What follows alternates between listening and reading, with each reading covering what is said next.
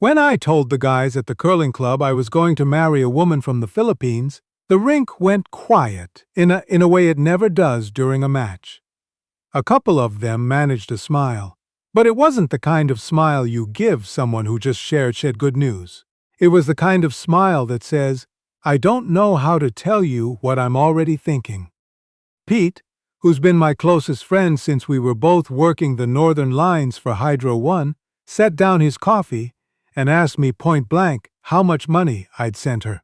Murray, who I'd worked beside for nearly 20 years and trusted with just about anything, leaned back in his chair and said something I never forgot, not because it was cruel, but because he believed every word of it. He said, "You know how this ends, right? Every single time?" My sister Donna was gentler. She's always been the kinder one in the family. She sat across from me at my kitchen table one Sunday afternoon and chose her words carefully, the way she always does. She told me to take my time, to be sure, to think this through properly, but under all of it, the message was the same as everyone else's. She was worried. They were all worried, and for a while their worry became my worry too. I should tell you something about where I was in life at that point. I'd just turned 63. I'd retired from Hydro the previous spring after 31 years on the line. Good years, honest work, the kind that leaves you tired in a way that actually feels decent at the end of the day. My wife of many years had passed 8 years earlier. Ovarian cancer, fast and cruel and final. After that, I sold the big place on the edge of town, moved into a smaller house out near Elgin County, and settled into the kind of life that asks very little of you. I made coffee in the mornings. I worked the garden in the summers. I watched hockey in the winters. I went to curling on Thursday nights. There wasn't anything wrong with it. It was a good, quiet life. It was just very, very quiet. I wasn't looking for anything. I want to be honest about that, because people assume otherwise. I wasn't lonely in the way that makes a person careless. I was just living one day at a time and not thinking too hard about whether that was enough. The message came through a Facebook group, one of those vegetable gardening pages, where people post photos of their tomatoes and ask advice about aphids. I'd posted a picture of my raised beds in late June, proud of how the beans had come in that year. She left a comment asking how I'd managed the soil drainage on the raised side. I answered. She replied, "That probably should have been the end of it." Instead, we started talking. Her name was Ligaya. She went by Leah. She was living in Dumaguete, a small city on the island of Negros Oriental, a place I'd have struggled to find on a map before any of this started. She worked as a medical transcriptionist, mostly from home, and she had a 12-year-old son named Rico, who she was raising on her own. I didn't know any of that in the first few days. We talked about gardening. Then we talked about other things. The kind of ordinary things that don't seem worth mentioning, but somehow fill 3 hours without either of you noticing. What we'd cooked that week. A book I was reading. The weather, which she found fascinating because she'd never seen snow. Her son's obsession with a video game I'd never heard of. The price of gas, which offended both of us equally regardless of what country we were in. If you'd asked me in those first months what we were, I couldn't have told you. We weren't anything with a name. We were just two people who'd started talking and hadn't stopped.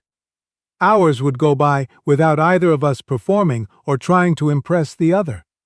There was no version of myself I was presenting to her. I was just there, and she was just there, and somewhere in all that ordinariness something started to feel very familiar. There was one evening in December. I remember it was snowing hard outside and I had the wood stove going. When she laughed so hard at something, I said that she had to hold her phone away from her face to catch her breath.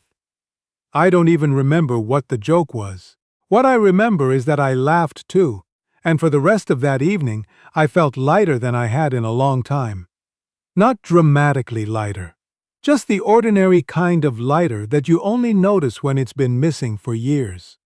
By the time spring came around again, talking to Leah had become part of my day, in the same way the morning coffee was part of my day.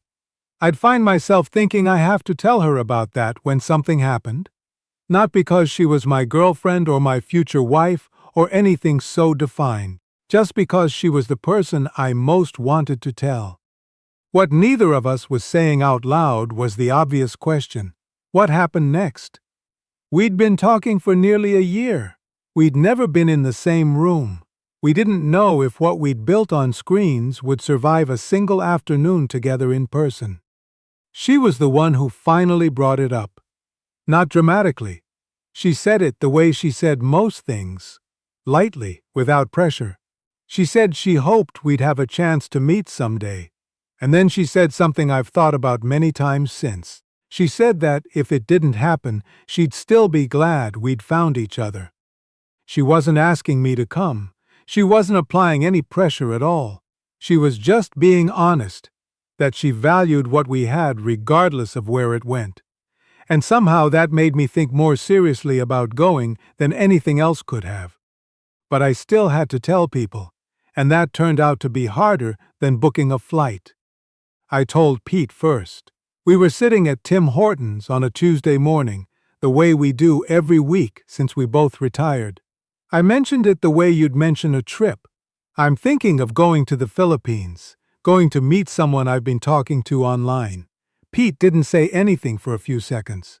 Then he put his double-double down and asked how much money I'd sent her. None, I told him.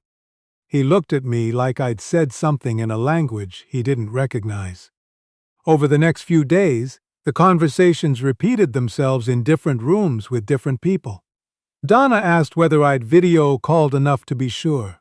Murray emailed me a link to a news article, one of those features about older Western men and online romance fraud in Southeast Asia.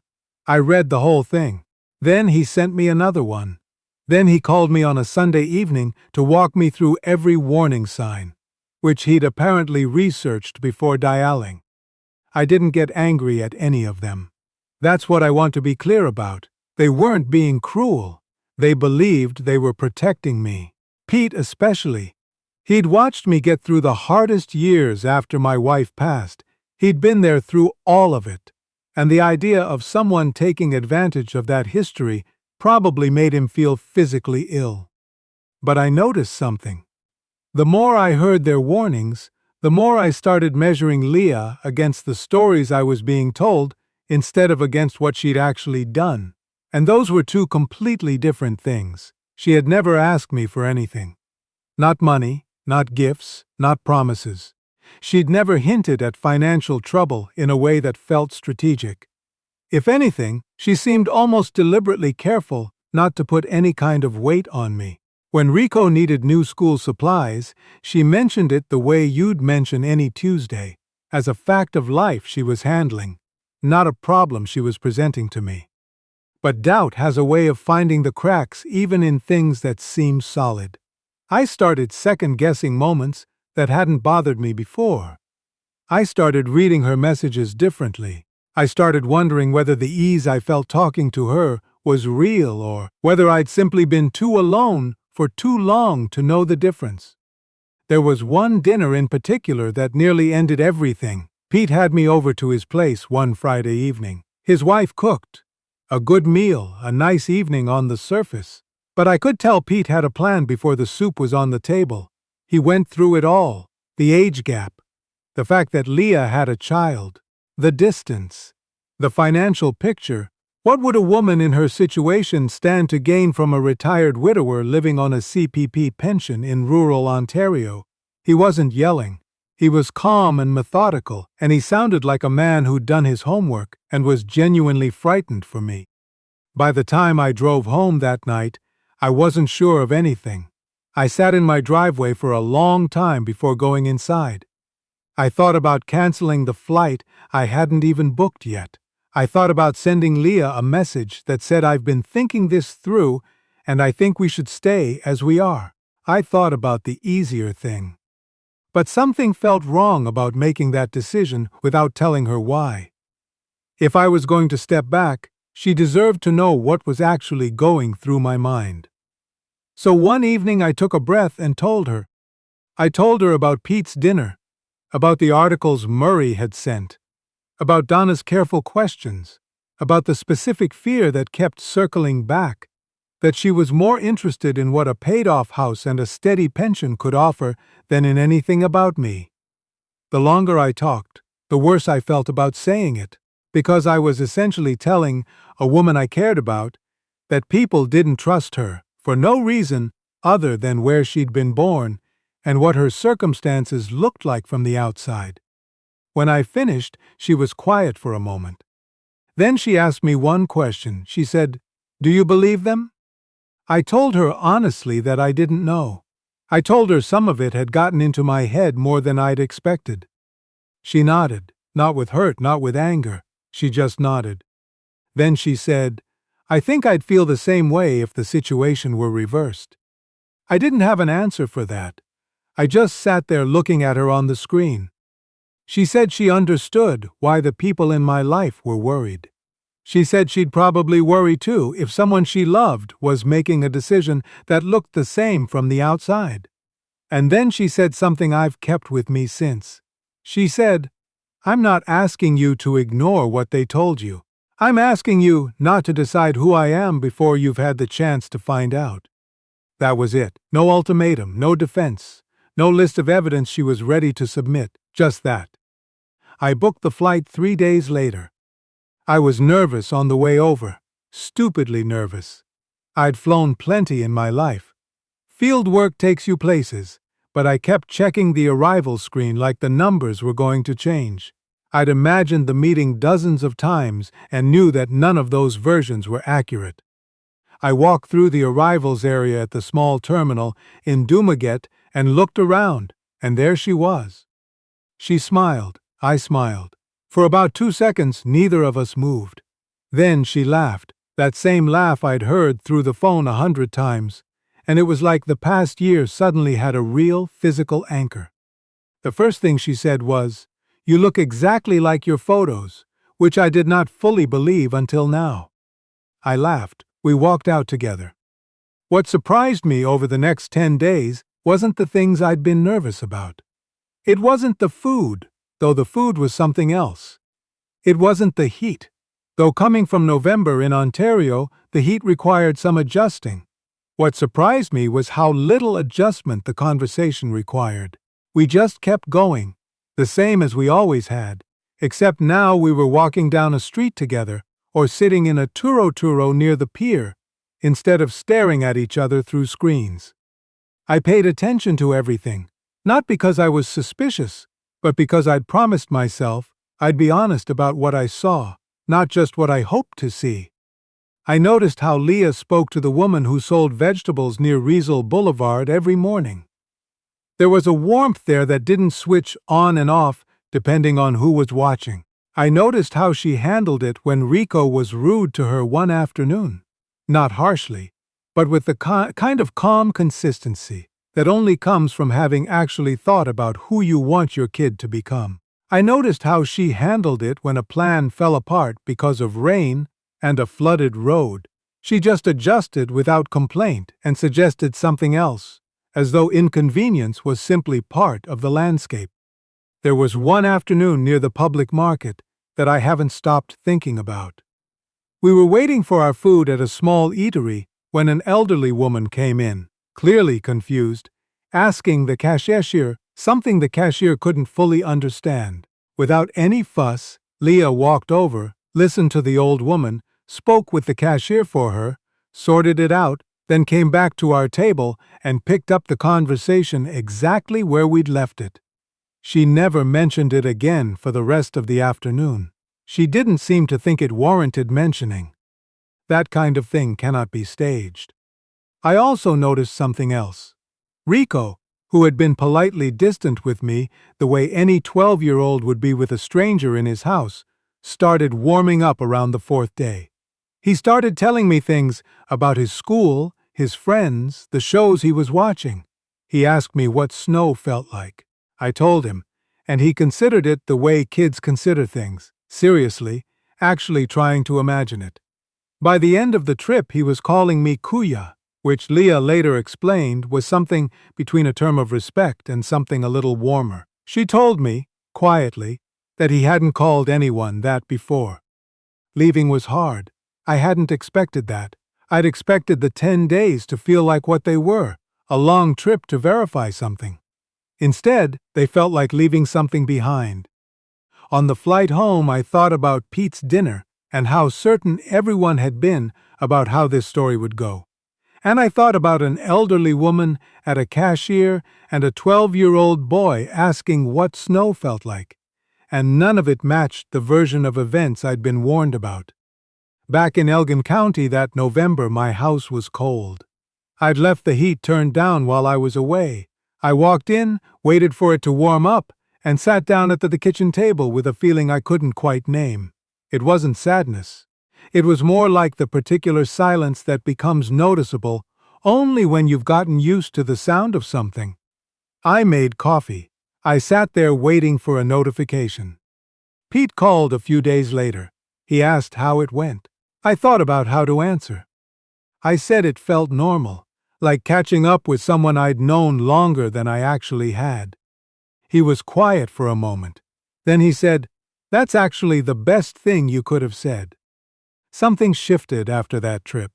Not immediately, and not all at once, but the assumption I'd always carried, that if Leah and I ever became something real, she would be the one to come to Canada, started feeling less certain. The more I thought about it honestly, the more I noticed she had never once described her life as something she was trying to escape.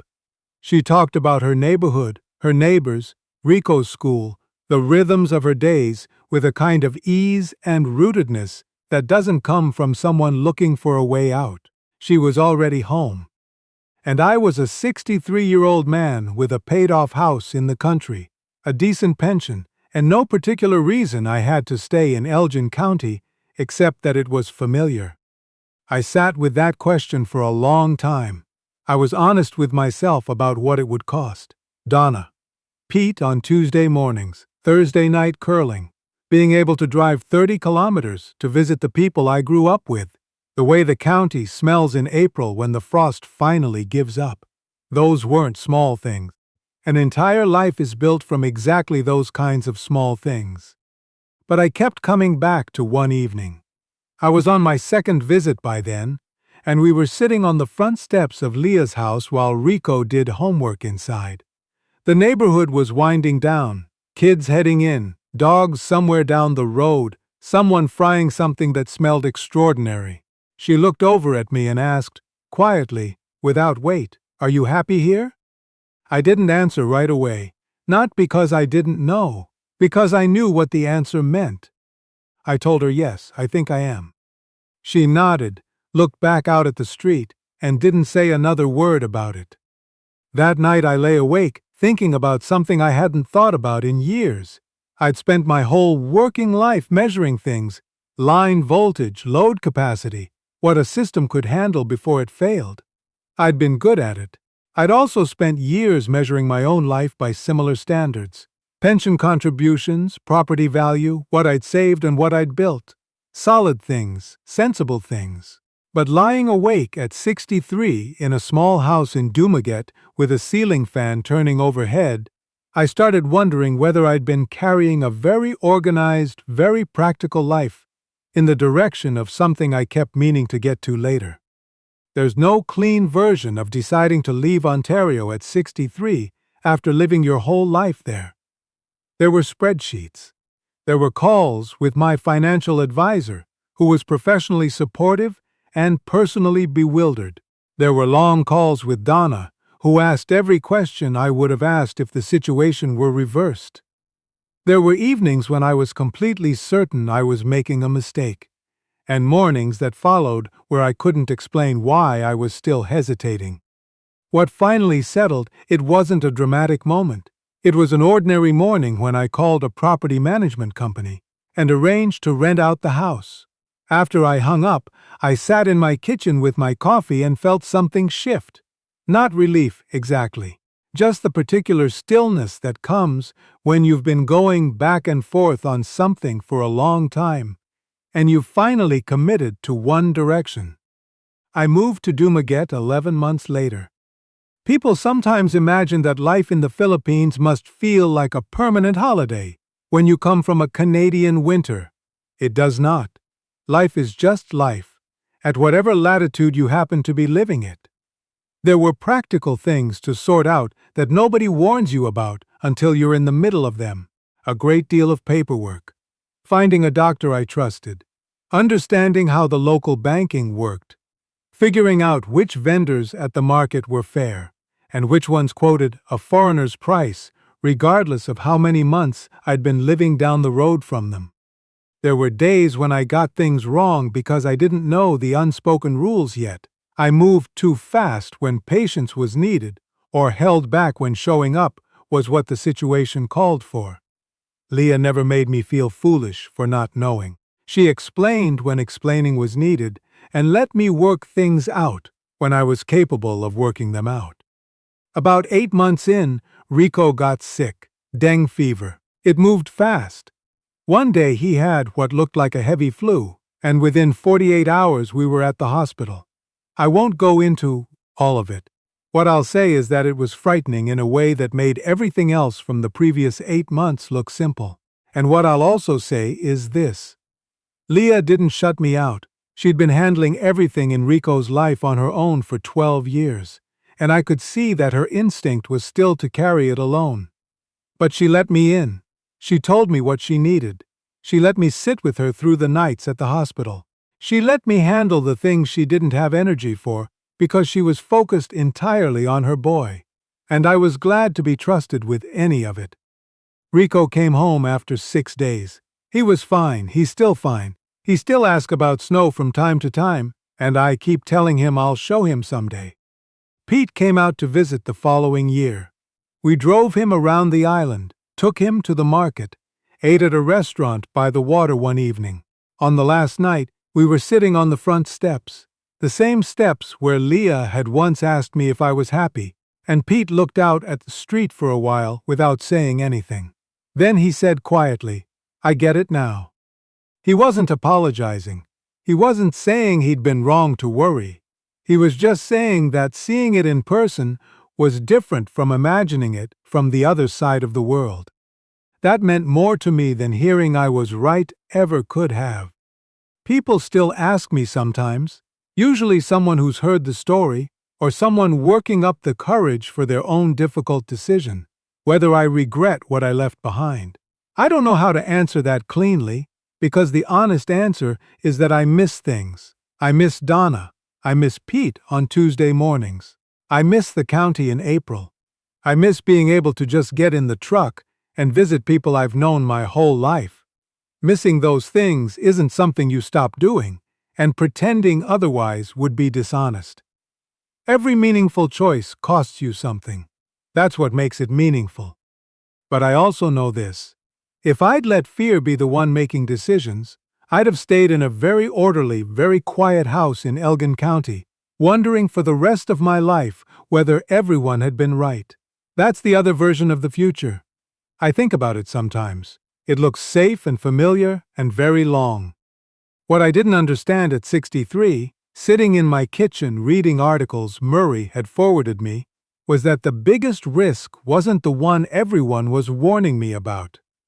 The biggest risk was letting the warnings make my decision before I'd gathered my own evidence. Because real evidence, the kind that actually tells you who someone is, takes time and presence, and the willingness to pay attention even when paying attention is uncomfortable.